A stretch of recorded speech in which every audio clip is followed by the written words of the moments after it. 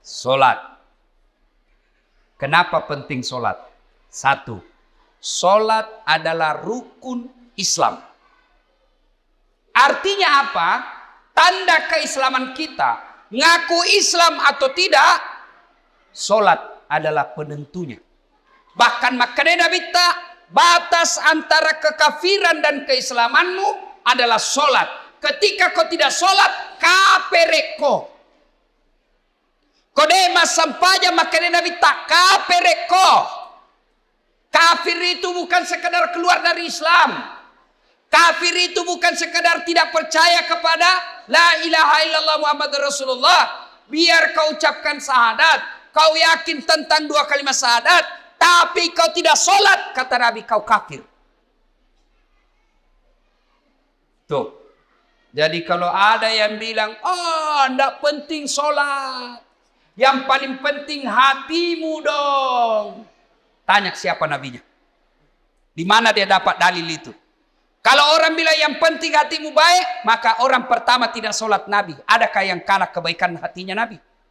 Tapi Nabi baik akhlaknya, bagus hatinya, beliau tetap sujud beribadah kepada Allah. Jadi penting solat. Kenapa penting? Karena dia adalah tanda keislamanmu. Dua, kenapa penting solat? Karena solat adalah puncak penghambaan kepada Allah. Artinya apa? Bapak haji masih boleh ada kegiatan lain. Pergi haji sambil dagang, boleh. Pergi haji lagi tawaf nyanyi, boleh. Tawaf sambil nyanyi. Labbaik Allahumma labbaik, labbaik Allah. Boleh. Puasa sambil dagang, boleh. Menjelang buka puasa kau jual jalan kote, boleh. Sah puasamu. Bahkan kau sambil nyanyi nunggu buka puasa, boleh. Insaflah wahai manusia, bila dirimu bernoda. Boleh, sah puasamu. Bayar zakat sambil nyanyi, boleh. Tabe, Bu Imam, sakaku. Sah. Tapi solat. Boleh enggak solat? Allahu Akbar. Berapa harganya telurmu? Tunggu dulu. 450 itu. Enggak bisa. Boleh enggak kau solat sambil menyanyi? Allahu Akbar. Begadang jangan begadang. Beling-beling. Nah, kenapa penting solat? Karena solat adalah puncak penghambaanmu kepada Allah. Maknanya apa? Bapak tidak puasa, tetap Islam. Bapak tidak haji, tetap Islam. Bapak tidak bayar zakat, tetap Islam. Tapi ketika kita tidak sholat, buka Al-Quran surah Al-Fat 29. Muhammad Rasulullah. Walladzina ma'ahu asidda walal kuffar ruhama'u bainahum tarahum rukka'an sujada yabtaguna fadlan minallahi wa ridwana simahum fi wujuhihim min asari sujud. Tanda umat Muhammad itu rukka'an sujada. Kamu lihat mereka rukuk dan sujud. Maka Bapak Ibu, selesai Isra Mi'raj, perbaiki sholat. Ustadz, kenapa ini anakku nakal? Lihat sholatnya. Kenapa ini istriku tidak mau nurut? Lihat sholatnya. Kenapa ini bisnisku gagal terus? Lihat sholatnya. Tidak mungkin Allah sengsarakan hidupnya orang yang baik sholatnya. Tidak mungkin. KPK saja tidak mungkin tangkap orang hanya karena dia sholat. Ditangkap KPK pada saat latih. Kenapa? Karena dia rajin sholat 5 waktu. Tidak. Apalagi Allah. Maka saudaraku, ketika ada masalahmu, kenapa saya daftar tidak lulus pegawai negeri? Perbaiki sholatmu. Kenapa saya sudah sekian tahun tidak diangkat-angkat kepala dinas? Perbaiki sholatmu. Pun kalau ada kau mau dan Allah tidak kasih, kau berarti apa yang kau minta tidak baik. Pak kesini baik sepanjangmu bos. Ada yang sakit di sini. Asam urat sudah dokter kemana-mana tidak sembuh-sembuh. Memang bukan dokter kasih sembuh kamu. Siapa yang sembuhkan penyakit kita? Allah Subhanahu wa ta'ala. Kalau dokter yang kasih sembuh manusia, mestinya tidak ada dokter yang sakit. Tapi buktinya, berapa banyak juga dokter yang sakit, bahkan tidak bisa obati dirinya sendiri. Makanya bapak-bapak, pakai sini sampai jatah. Saya kasih contoh, ini urusan dunia kecil. Ini Pak Bupati, beliau punya ajudan. Iya beliau, kona obi ajudan na, ajudan. Iya ajudangi, namo mati lu tak pelupa. Biar itu ada jalan kote.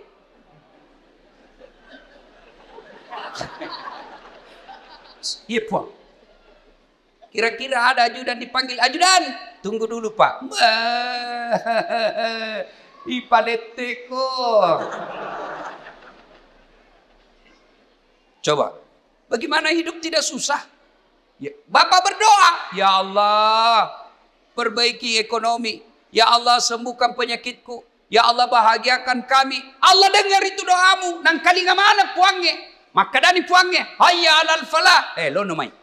Lo namai, walekko iram sapai, walekko iram lau. Lo namai. Itu artinya hayya alal falah. Meko, walekko. Tapi kalau Allah ya alal falah, apa kita bilang? Tunggu, engkau panggeli. Maka dipanggil urusan di pada panggelimu. Maka ibu bapak, saudara-saudara sekalian, perbaiki sholat. Kalau sholat baik, kecil buat Allah kasih kalian apa ya? Saya sudah sholat Ustaz, jangan cukup sampai di situ. Mari, sholat jamaah. Alhamdulillah, masjid kita cantik. Saya terpersona. Sholatullah.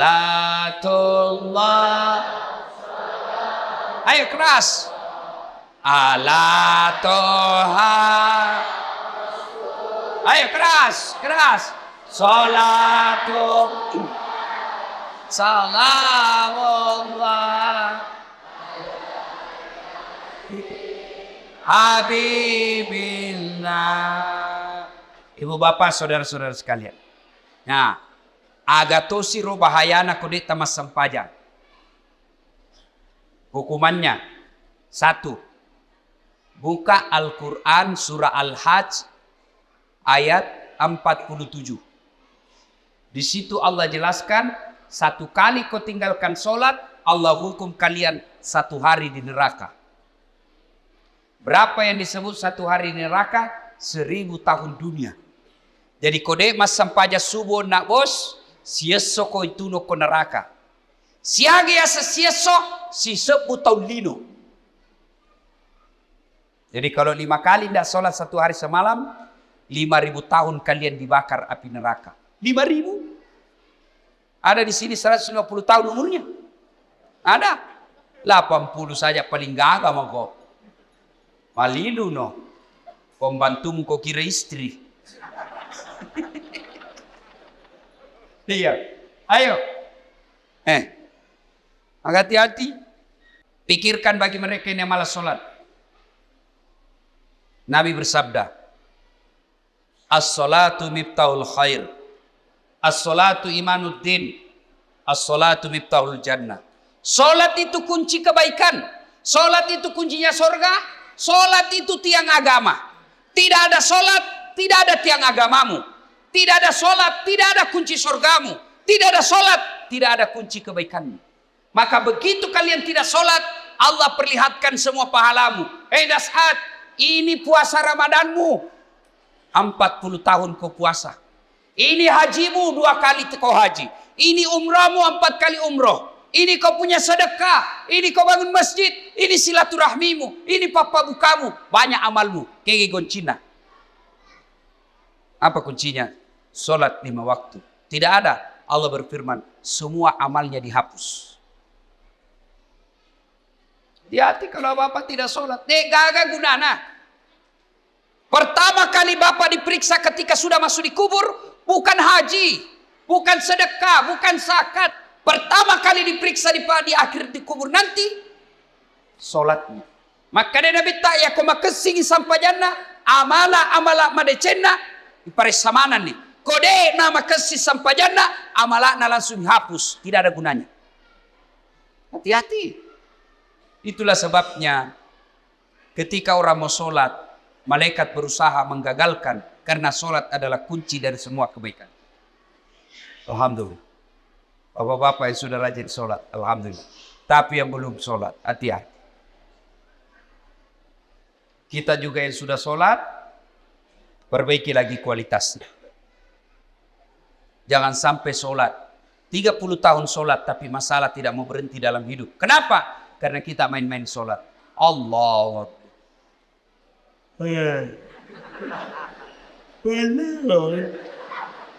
Ya kena buti. Ihdinas. Ada orang sholat kayak tidak semangat.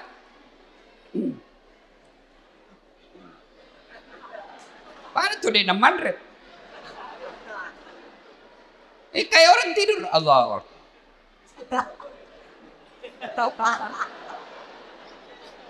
Itu ketemu Allah begitu. Ada juga yang terlalu semangat. Allahu Akbar. Biga fagur kuma sampahnya makai itu cilaka. Kau ketawa karena kau bayangkan dirimu sendiri. Oh, sholat kayak ditiup angin. Ada juga sholat standar samping. Pada cengi bos. Ada juga sholat kul-kul. Kau mas sampahnya lagi. Kul-kul bila baca. Malas itu apa tuh? Allah. Saya tanya ini. Kenapa kau itu cepat sekali sholat? Tidak sampai 3 menit. Apa nak bilang? Ku hafal nih Ustaz. Sudah lebih 10 tahun jadi ku hafal. Kalau soal hafal sholat, bilang kau saja. Allahu Akbar. Tuhan bacaannya sama di kemarin. Assalamualaikum warahmatullahi wabarakatuh. Ayo. Tidak ada gunanya Isra Mi'raj begini. Kalau Bapak belum memperbaiki sholat. Saya yakin saudara-saudaraku. Orang wajo. Bagus agamanya. Rajin sholatnya. Tapi mari perbaiki kualitas sholat kita. Baju jangan itu juga dipakai menjudi. Itu dipakai mencuci. Itu dipakai memasak. Itu dipakai ke sawah. Itu juga pakai tidur. Itu dipakai ke toilet. Pakai lagi sholat. Salah. Tapi tidak. Bukan salah. Tapi membuktikan Bapak tidak serius menghadap kepada Allah. Usaha keutama kimas sampajak. Selayar wajuta. Khusus ketemu dengan Allah. Ada yang tanya saya, Ustadz, boleh itu sholat tidak pakai celana dalam? Bapak-bapak tanya begitu. Boleh, tapi bayangkan itu kalau ruku kok. Talit.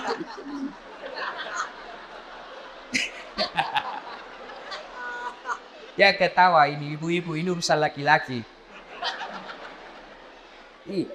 Ya, mudah-mudahan selesai sholat, selesai Isra Mi'raj ini, mari perhatikan kualitas sholat kita. Yang kedua, selesai Isra Mi'raj ini jangan puas hanya dengan sholat 5 waktu. Baik sholat 5 waktunya, bagus sholat-sholat sunnahnya, baik tata cara pelaksanaan sholatnya. Jangan puas sampai di situ. Ayo hidupkan sholat jamaah. Alhamdulillah. Saya kemana-mana di Singkang ini Pak, di Wajo ini alhamdulillah. Selalu ramai masjid. Apalagi kalau subuh. Penuh Pak. Sampai di luar. Tidak ada di dalam. Yang ada di dalam orang tua yang sudah pensiun. Yang muka-muka sakaratil maut seperti ini.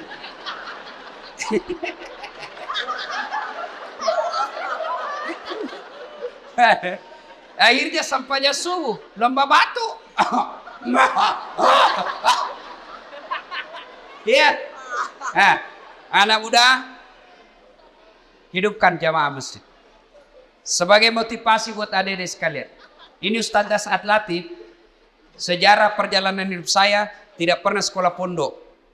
Tidak pernah masuk hafiz. Tidak pernah hafal Quran. Saya SD, SMP, SMA. SMA ku jurusan fisika. S1, S2, S3 komunikasi. Saya ngajar di UNAS Sospol.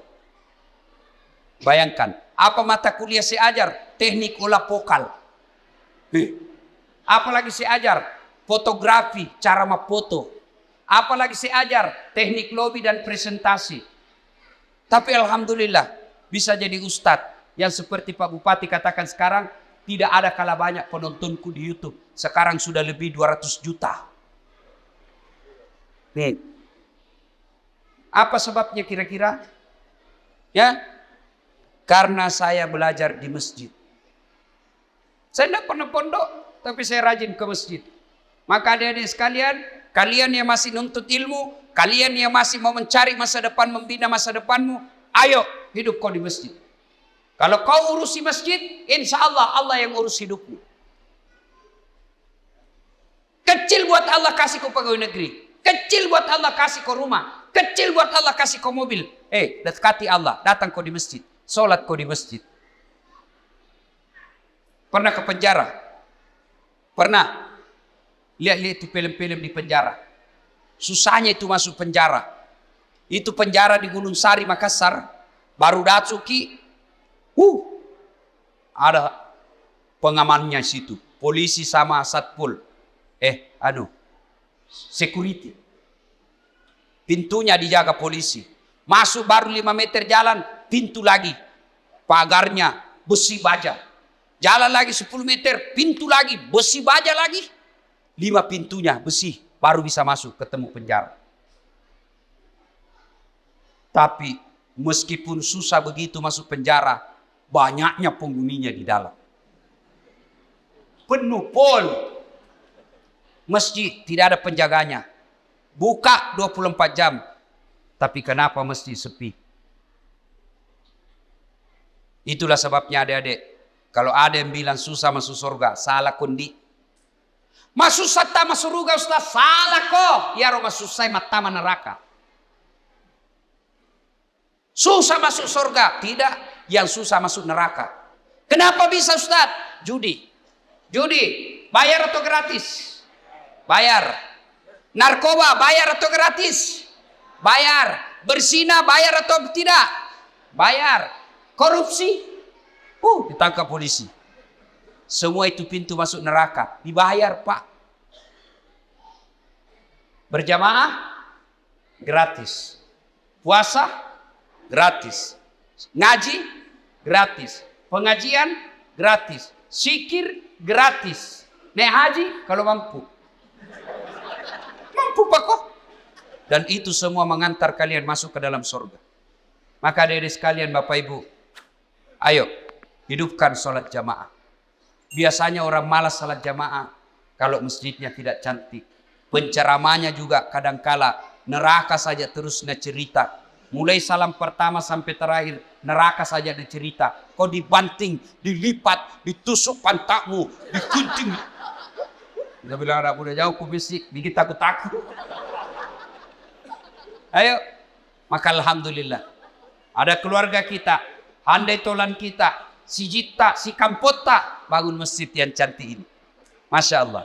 Pak, kalau Bapak bangun masjid, datang aja ke masjid itu sudah dilindungi. Di Padang Masar masuk 7 golongan dilindungi. Apalagi kalau Bapak bangun masjid.